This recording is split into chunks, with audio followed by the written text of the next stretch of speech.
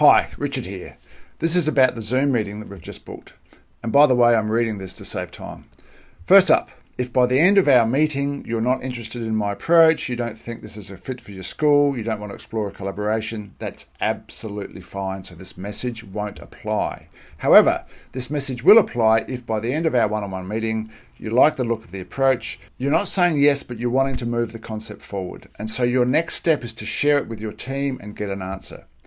If that's the case, then I need you to agree to the following. The next step after our meeting, assuming that you're keen on the concept, is to book a follow-up call with you, me, and at least half of your team members. That's it. That's the agreement.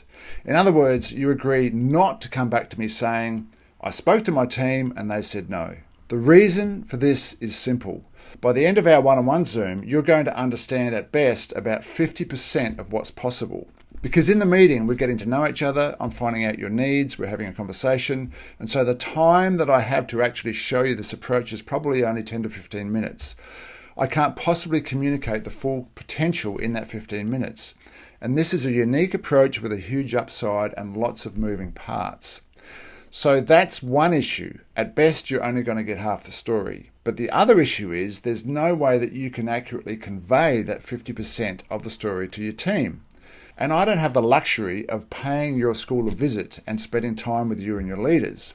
So at best, your team is going to make a decision based on a 20 to 30% understanding of the approach and of what's possible, which is why if we Zoom and you go to your team for a decision, 100% they're going to say no. And look, this is not about me trying to convince you all of this approach. There's no point in me trying to convince anyone of anything. You have to see the potential of this opportunity for yourselves. And I'm fine with a no, but it has to be based on an accurate understanding of the approach. So what I'm asking you to do is simple. We have our one-on-one meeting, and assuming you're keen to move it forward, you approach your team and say, I've chatted with this Richard guy, I really like his approach, I think it's got potential for us, but this needs to be a collective decision, so I want us all to meet with Richard on Zoom. Here's his calendar link, let's pick a suitable time. And then after booking the meeting, here's some extra information, write down your reservations, doubts and questions, and let's hit Richard with these during the meeting, because I can't address them myself. And by the end of the meeting, we'll make our decision. Now, of course, there's another much more efficient option, which is we bring your team into our first Zoom meeting. We can reschedule that one if necessary to make that happen. And look, 90% of leaders I've met with by the end of that first meeting are keen to explore this further anyway. So there are the two options. Have the first meeting with you and me and at least half of your team. That's by far the most efficient. Or you and I have a Zoom, and if you're interested in moving this forward, we book a follow-up with at least half of your team, preferably all of your team.